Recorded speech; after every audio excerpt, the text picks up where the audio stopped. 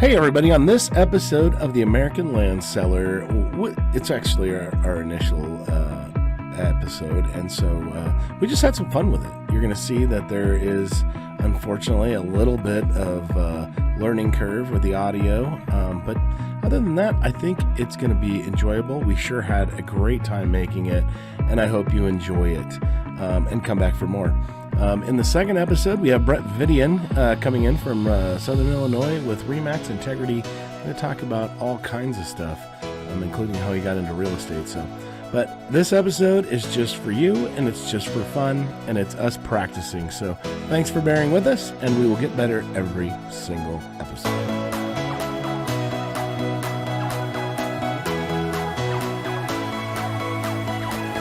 Hello everyone, my name is Kobe Rickertsen, and welcome to the American Land Seller Podcast. We are so excited you decided to join us today on our journey to discover new and interesting things about everything land, from sales, investments, ownership, regulations, and so much more.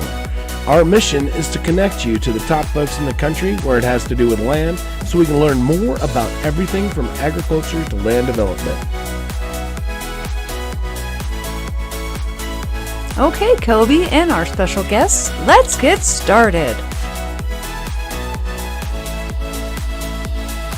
All right, everybody, welcome to the first ever American Land Seller Podcast. It's a new venture that we're trying. We're super excited about it, and this is the first one. So I'm here with my wife, Carrie, who's a residential specialist with our company, RE/MAX Home Farm and Ranch. How you doing today, Carrie? I'm doing great. How are you? Doing well, actually. Thanks for asking. And then there's my go-to guy who I drag him everywhere I'm listing a hunting property and make him go out and look for all the stuff that hunters look for with me, since I'm not a big hunter. But Roger Sears. Roger, how are you today? Yeah, I'm doing great. Thanks for having me on. Yeah, this is kind of fun. So this is just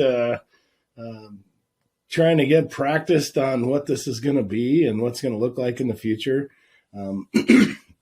That's really kind of what we're looking at right now. We've got about 8 or 9 people lined up to be guests on it. So that's exciting. At least we're not going to talk to ourselves every week and have that happen. But this is my first ever podcast. It is. It's your first ever podcast. You're a podcast virgin. I'm a virgin. Yeah. It's only taken you, 40-some, 50 years to get back to being 59 years, and you're back to being a virgin again. Nice. That's person. I think this is your first podcast, right, Carrie? Yes, it is. Yeah. So that's fun. Not my first podcast. I've been on a couple of them as guests before. So yes. and it's always fun.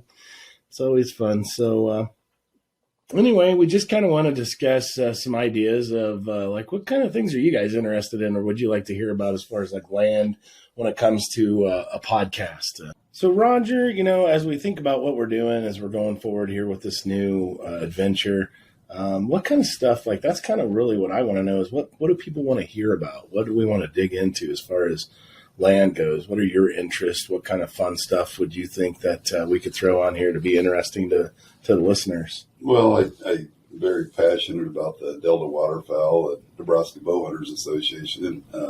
Both of them are very, very good groups that give a lot back to the sportsmen. So anything to do with them, I think, would have a lot of hunting type people interested. And, this market might be down a little bit, but for recreational properties, I think it's up. There's just a lot of old money out there, and, you don't see a lot of sweet deals on recreational property. It's going for top dollar. Yeah, I would agree that we're seeing, well, I just think, it's interesting that the term recreational property is a fairly new term. I mean, it just came about with, I think, the Cabela brothers back in the 2000s or whatever, when they started or 90s. I can't remember when it was that they started their trophy properties project, but that's kind of where a lot of the big land sellers come out of, is that original group. Yeah.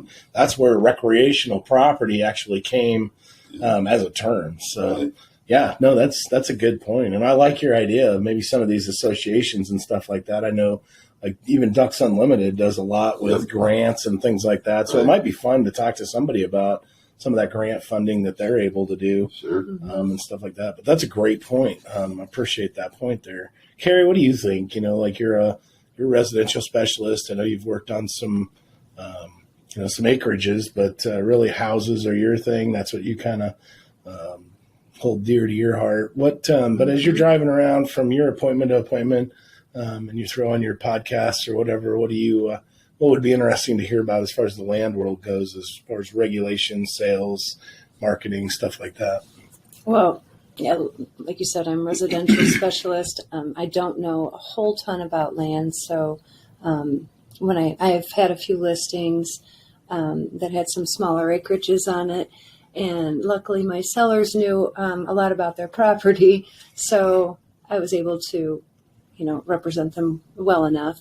But when I didn't have questions, I would go to you or Google online. But I'd rather not have to Google. I'd rather know a little bit more about it. But leave that up to the land expert for the most part if it's anything bigger than 15 acres. Right.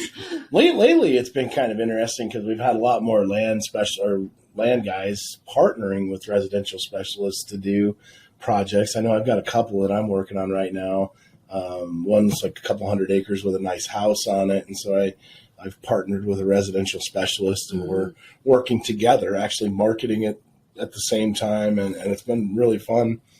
And I'm getting ready to I'm pre-listing one right now. That's another 20-acre property that I'm going to co-list with another residential specialist. So that's kind of become one of those things that's kind of, I don't know, in the last 12 months or so has become a really big popular fad. I hope it sticks around because it kind of shows that we're all about our clients and not all about the commission, which is what I think a lot of people think of us. But, Right.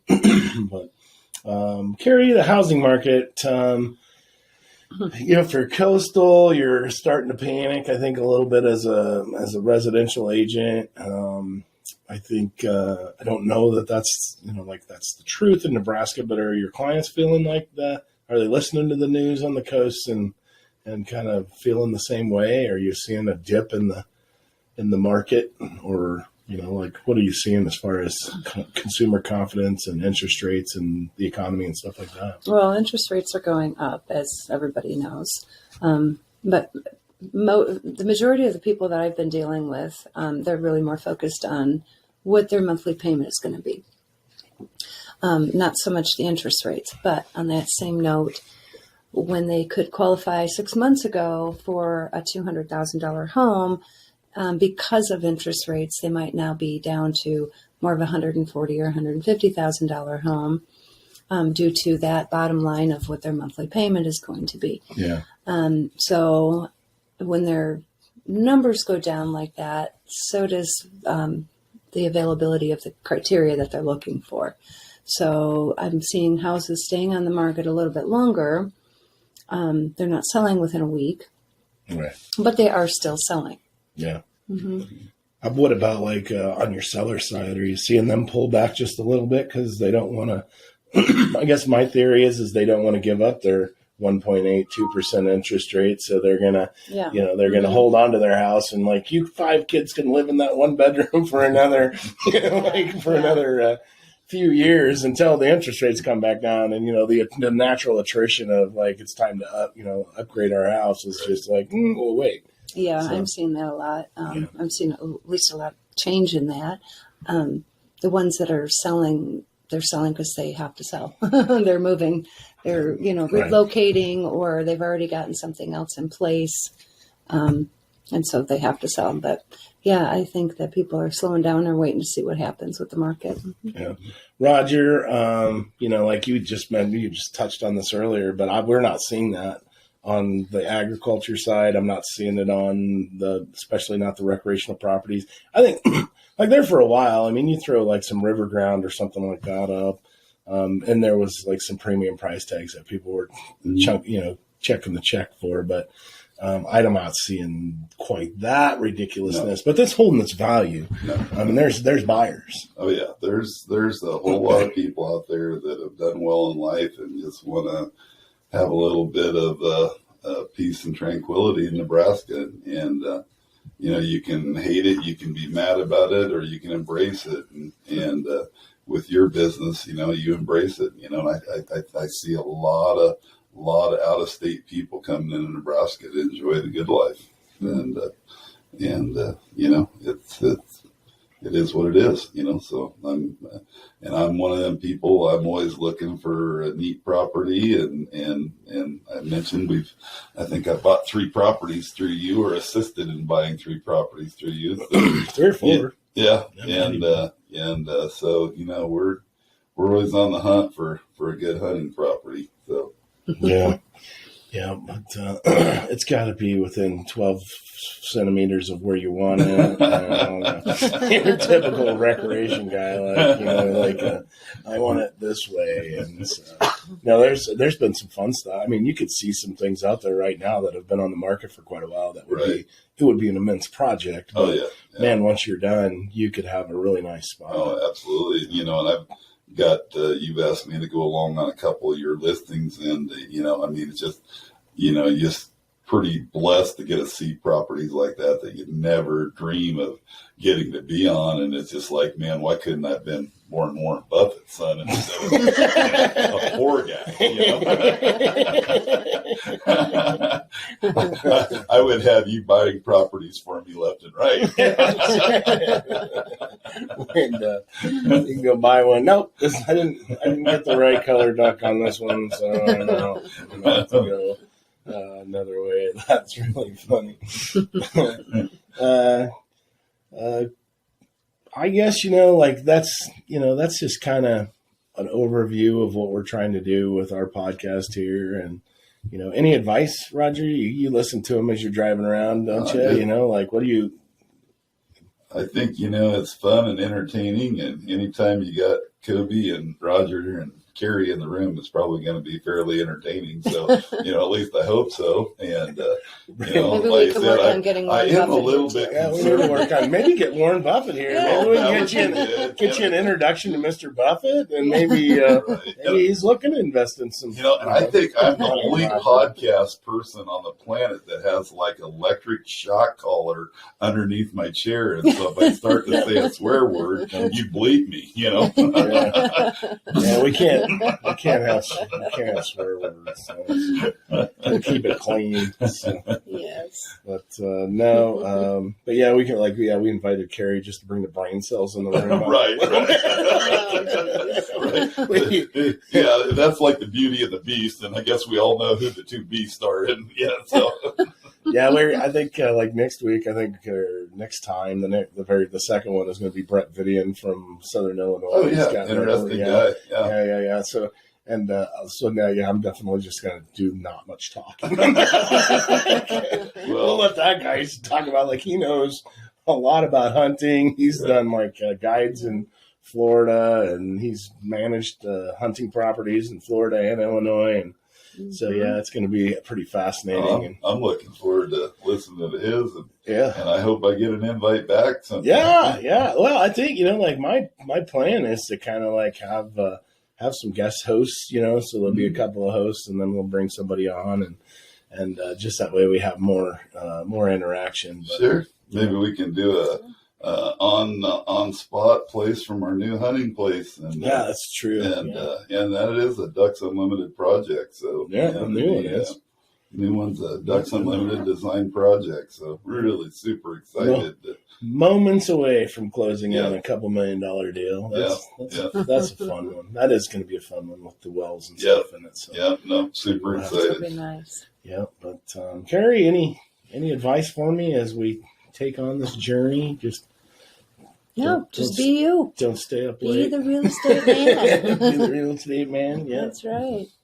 No, but well, guys, that's our end of our first segment. I hope you'll come back here in just a minute. You both can do it. I know, Roger, you're getting ready to go to the duck blind this morning. I gotta go. You got one more. You got one more segment in you before we. Right, I got important stuff to do. I gotta go out and shoot some geese. So you're dressed to shoot geese. That's for sure. I think I'd be hot. I would be. I could be sweating, but no, you got one more segment in you, and we'll bring you back for one more, and then sounds good. Let you hit the road, and then. But I thank you both for coming, and we'll be right back.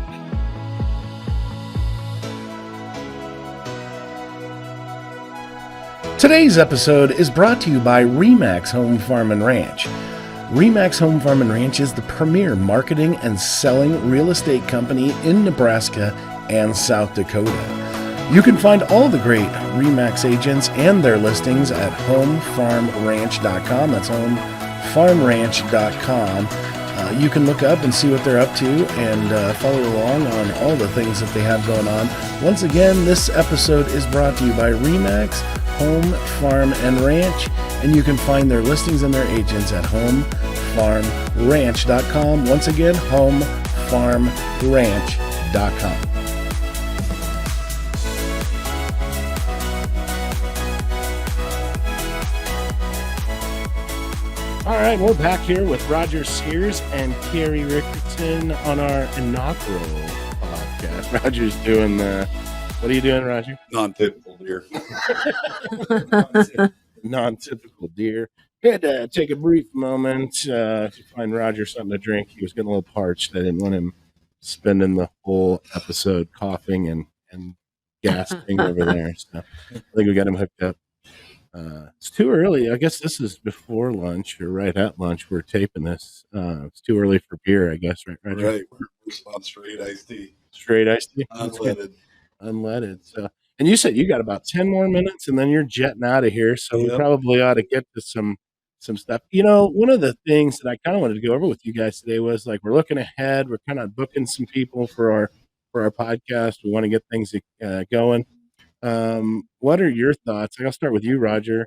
What are your thoughts on maybe some topics that we could talk about when it comes to land and land use regulations, that kind of stuff? I think there's a lot of things we could, look like all things hunting. Could we get some maybe we could get people in here with some hunting equipment that we could, get some goods and things like that we could try. I don't think you can have a podcast in the duck blind. Maybe we should try that. We could do that. We should try that. That would be fun. We'll be the first ever duck blind podcast. It might be a little tough to keep it under PG-17. Have a little bit of harsher rating. Carrie, you're from upstate New York originally, which is farm country. For those of you that have not been there, a lot of wine, a lot of produce and farming going on up there. But what kind of things, like thinking about the future of the podcast, what would you like to hear about? What would you like? Are you interested in when it comes to land? I like to look on her face like, I don't know. Well, I did not grow up in farmland. I grew up in City Carroll, second largest city in the state of New York. I didn't see my first cow till I was 20. So I don't know a whole lot about it. That is absolutely true. You were able to fly an airplane before you saw your first cow? Yes. Yes. I did not know that. We've been married for 21 years. I think. I had no idea that was a fact. So did Kobe ever take you snipe hunting when he moved to Nebraska? No, he did not. I saw one of the state senators from Nebraska, from our area. That was one of the things. His grandson recently interviewed him for a newspaper article. That was one of the things that he said was that his favorite thing when he was a kid was taking all the city kids snipes.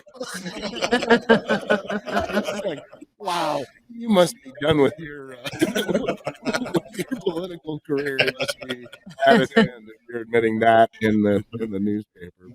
But so going back to my question, Carrie, what is your what are you interested in then? Obviously cows or something we can talk a little bit about. That's where your hamburger comes from. Don't shoot us. I'm more interested in just finding out what you have learned about. Really? I'm going to stick to residential homes. Yeah. I mean, there's got to be something that you might have seen, maybe wind turbines or, there's this new carbon credit system, some of that stuff is fascinating to me because I don't necessarily agree with it all, but, it's coming whether we like it or not. The current administration is kind of going green. So So you what think is there's going to be more windmill farms and solar panel farms? Yeah, And what that's a huge impact on what current land use is, because in order to power our entire country with wind and battery, which are solar, which is kind of what their hydro, which is kind of what their goal is. I mean, one well produces enough energy, for with natural gas and crude oil and stuff like that. We're gonna have to. I think I saw something that said like 300 to 600 times the land use um, for energy development. That's something that I think is kind of interesting. Do you think the government's going to be purchasing more land back for that purpose? Purchasing more land, but they're going to give more incentives for people to develop land into wind farms and develop land into solar fields. So especially near the cities, I see that being a huge. So when you start like right now, we look at urban sprawl and we say the city's going to, our estimation in 20 years, the city's going to be here. Like so Omaha, Lincoln, in Nebraska, Denver, some of these places that are constantly growing and spreading out and up, they have that urban sprawl kind of diagram of where they think the city's going to go. So we're going to have to figure out where is the giant solar farms going to have to be to power those cities? Where's the wind farm going to be? And the impacts. I would really love to have somebody on here talk about wind farms, just because like there's some stuff that we don't think about because I don't live near one. Because it sounds like it's kind of a halfway decent idea, but then you talk about people that live there talk about the sun coming through it, and what is it called? Roger, you were with Emissions. You were what? Emissions. But no, like they're talking about actually the strobing of like that, living near all those things, like your house is in a strobing effect because the sun at different times of the day is coming through that windmill spinning. I never even thought about that. Like that was something that I didn't think about. As a local fire department guy, I hope we see limited wind farms. Because I really like having power on 10-degree days. Right. What is so cold fusion? That's something that's kind of been in the news lately. Have you been in the power industry for many years? Did you ever hear anything about cold fusion? Is that just like a myth, or because it sounds like they've kind of had a few breakthroughs lately? Yeah, no, that's nothing I really too informed about. Did you ever have anything to do with the nuclear power or anything like that? Have you? You were a chemist, right? No, I actually worked in a water plant for 30 some years. Worked in the chemistry department, helped a little bit with the environmental department. So, and then outages worked in the boilers and stuff. But it's the wind power. It's just like an investment. You want to have a mixed portfolio. And so you want to have a little bit of everything, but putting all your eggs in one basket, you're going to come up disappointed. So I agree with that. Yeah, I think that's a very valid point. I didn't realize how much kilowatts that they produce with the water, with the hydroelectric. That was a lot more than I thought it was. Yeah. So I don't know, I guess everything I need to know about it, but it's kind of fascinating to me, and I think that is something going forward. If you look at some of the regulations and things that we've seen come from the Biden administration, that we're going to have to kind of take a look at and say, hey, they're wanting to do an awful lot with solar and wind, and then not only that, but then you have to have the storage. It's got to be a battery storage situation. So it'll be interesting to see how all that goes. You can kind of look at what California is doing and see the change out there, and it kind of gives you Of what not to do. What not to do. Exactly. Why not moving to California? So I can see why you have so much business from California. True. Yeah, we love you guys from California. It's just, one of the things that somebody had told me the other day, they were joking, but I kind of halfway, I think that, if you go to a state, then, you have to you move somewhere, you have to get a new driver's license and stuff like that. I really feel like California and even Denver folks probably ought to go through a political class or something. Like, there's a reason you're moving from where you're moving to, and let's kind of connect the dots for you before you start going to the polls here in Nebraska. But no, just joking. I was just actually on a conference call before we started this with a bunch of guys from around the country. They were talking about the waters of the U.S. Biden's final rule. Actually, it's in the 60-day period before it actually becomes a law. There's a lot of huge impacts on the waters of the U.S. and what they're now going to consider federally protected waterways. And then I heard something crazy the other day that he's talking about, like not allowing more than 10 knots or something like that within 100 miles of the U.S. coast. What? I was in the Navy, and takes us 2 days to get out to that point to dive, then we're in trouble. But no. Well, Roger, I know you got to take off. You're on your way to important business, the business of killing. Maybe go setting a goose blind with my son and uncle. Well, that'll Family be fun bonding for you. time. Yeah. Family bonding time. Well, we appreciate you taking a little bit of time and being on the first one of these. Hopefully, we can get you back and help co-host once in a while. That's kind of the goal, is to not just have me on all the time, but have some other folks. And definitely, I'd love to. The people you're talking about with Delta Waterfowl, huge fan of those guys, and also the bow hunters. So if you want to talk to them, see if they're interested. Sure. No, I thank you for having me on. I really enjoyed it. I did think it was kind of unique, you guys having this hot electric heat system hooked up to my chair. If I started to say a swear word, I haven't quite figured out how to use the bleep system yet. Keep it pretty clean. I gotta reach out to like the Gutfeld people to see how to censor. We can do that. We can they have a certain amount of cuss words they can use in an episode, so we can have like 9, I think, or 7. I don't remember. I'm probably gonna push that We're gonna have some fun. But no, appreciate you coming on. Appreciate you taking the time, and look forward to talking to you down the road. We're gonna take a quick break. We'll be right back with one more segment today. But appreciate you guys all tuning in, and hopefully you're enjoying it so far. If you are enjoying it, please hit the subscribe button, subscribe to the podcast, and follow along with us as we start our journey.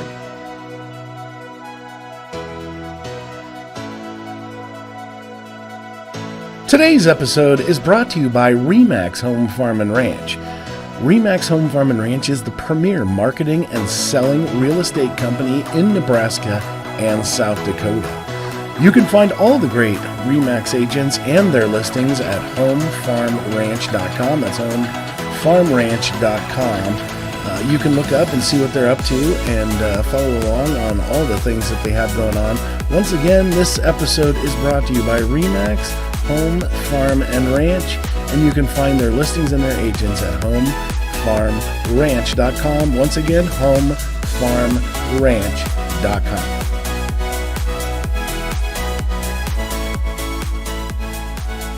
Hey everybody, welcome back. We got rid of Roger. He had to go to the duck line, so it's just Carrie and I here. But during the break, Carrie was bringing up a very good point that we should put it out there. You can go to AmericanLandSeller.com, and if you have any ideas or you have something that you'd like to talk about that you think might be interested in and want to join the show, I think we have about 8 or 9 episodes that we have lined up for this year, and if we can, my goal was maybe to do every other week, but if we can get enough people, I wouldn't have any problem doing like every week. You can.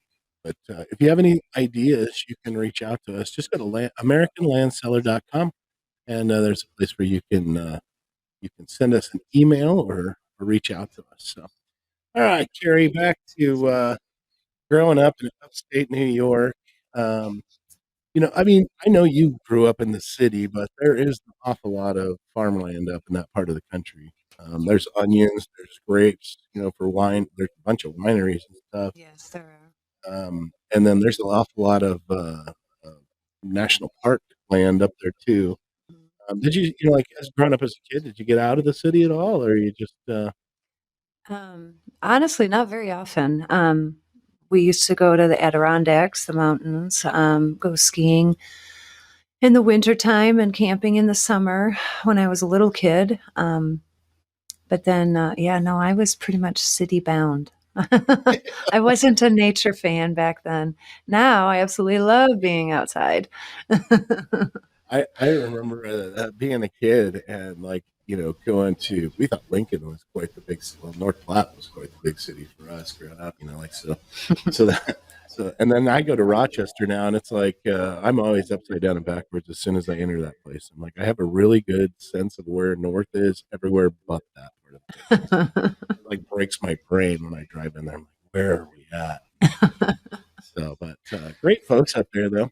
I've gotten to know quite a few people, Carrie's family, and some friends and stuff up there, and so it's a great part of the world. We'll have to find somebody from up there, maybe to talk about like from Oswego or something, talk about onions or Oh, there you go. Yeah. Fowler Farms. I remember Fowler Farms up there with the apples. Um, so yeah, we just wanted to try and with this episode, kind of get out there, introduce ourselves, and get kind of our goals for what we're trying to do. And again, our goal is just simply, I want to learn more. I know in my dealings with selling land, I I have all kinds of questions. Normally, more questions than answers, but I think it's interesting that there's not a whole lot of land podcasts out there. I mean, I know there's a couple. I know that the Realtors Land Institute has one.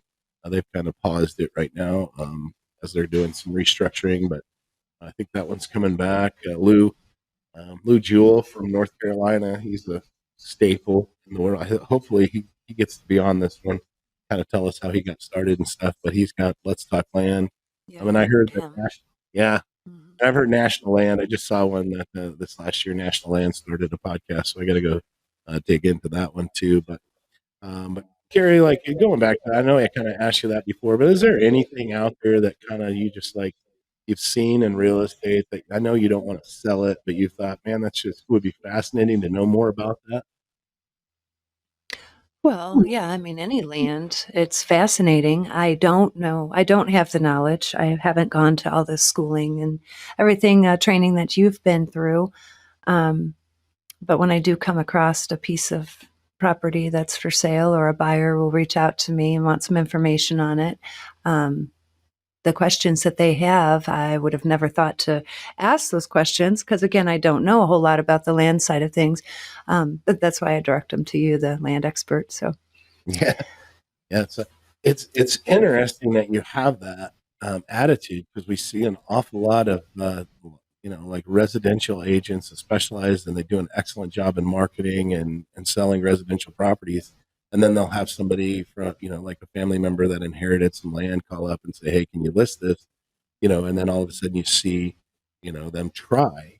And I don't know. I guess I look at it like we as realtors we have we've taken an oath that says that we're not going to do that.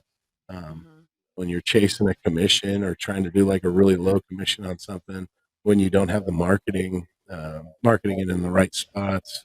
right. I want to stick to my expertise is residence, not land. And so I don't want to misinform somebody or Right. misrepresent them. So that's why I do refer out to, you, the land expert. Hmm. Yeah, and I mean, we're seeing more and more of that. I think that we're seeing a great correction in the the real estate agents that they're a lot more client. I think there was a time where it was very territorial. Like everybody was worried about you not getting the work, but I really feel like we're seeing a client first, customer first attitude just across the industry, especially with some of the, like our current National Association of Realtors president. He is like his motto is riding with the brand, and so it's more about the services we provide, Hmm. stuff like that. But yeah, and I honestly have had recently had a couple of deals where I've actually partnered with and co-listed Right. some land that had maybe a house on it, so that the residential agent was like, "Yeah, I don't want to just refer this out to you. I want to be a part of it, but I don't know anything about the land portion, and so you want to partner, and maybe we can dual market, which has actually worked out pretty amazing.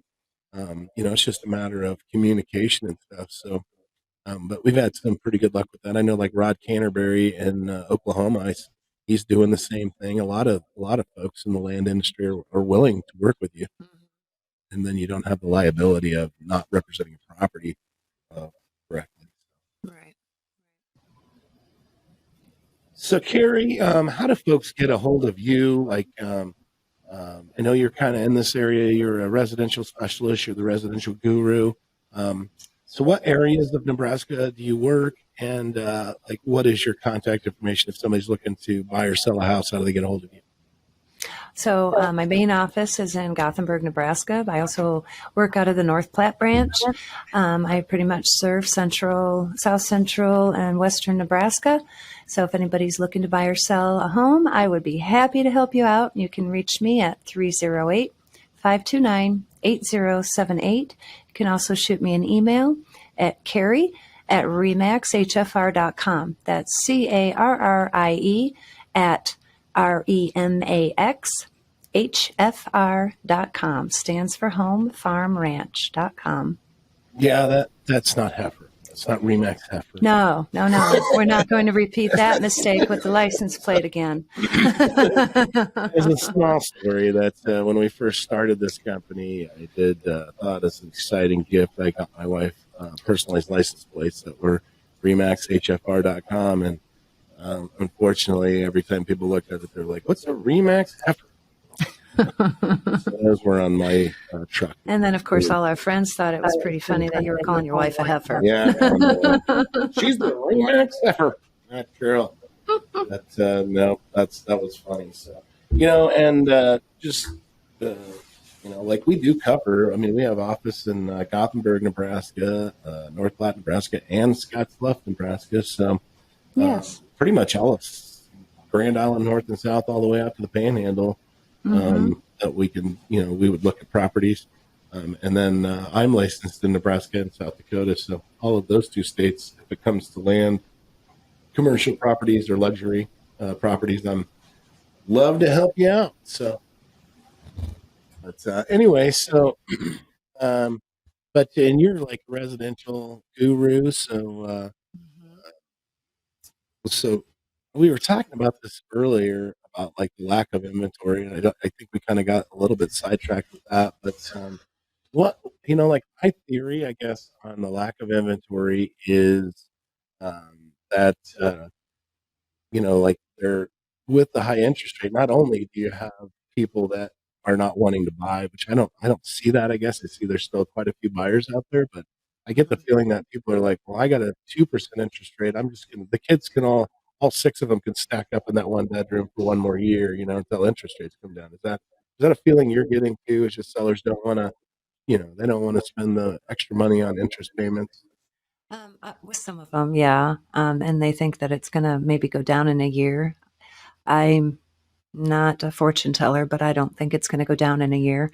But then I also have some sellers that, they are, relocating or something's changing in their life and they are selling and they have no problem, waiting for the perfect buyer either. So, Sure. Well, I think there's a lot to that too. That there's a lot of people that aren't in a big hurry.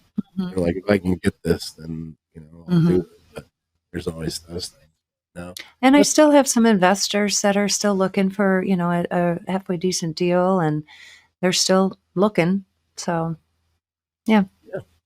Well, that's cool. Well, it's been fun. I think we kind of learned a lot. I think the first section of this thing, the microphone wasn't working quite right on for two of us. So as we learn, we get better. I don't know how YouTube's going to turn out for us this time because my camera didn't work. And, so like Roger was saying before he left, is like, yeah, we're lucky. Carrie's pretty, and Roger and I are not. So. So I'll just have Carrie's facial reactions the whole time on YouTube. I'm telling her that's not going to happen. So. We appreciate everybody tuning in for our initial episode of American Land Seller Podcast. And we hope that you take the time to like and share if you're on social media, as well as subscribe to our podcast. And so that way you can keep up with us as we go down. Like I said, I think we have coming up, we have the head guru from Land Hub. He's going to come and talk to us about what he sees as far as marketing in the industry in the future. We also have a recreational seller from Southern Illinois, Brett Vidian. He's a big land seller down there, and some other folks as well. So appreciate everybody tuning in today, and we look forward to seeing you down the road.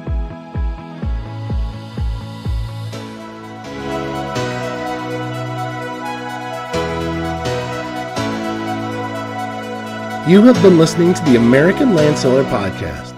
Thank you so much for joining us this week for our program, and we promise to continue to try and find new, exciting, and informative things to discuss every single time. If you would be so kind, please like, subscribe, or follow whatever works on the app you're listening or watching on. We would love for you to keep track of what we're up to.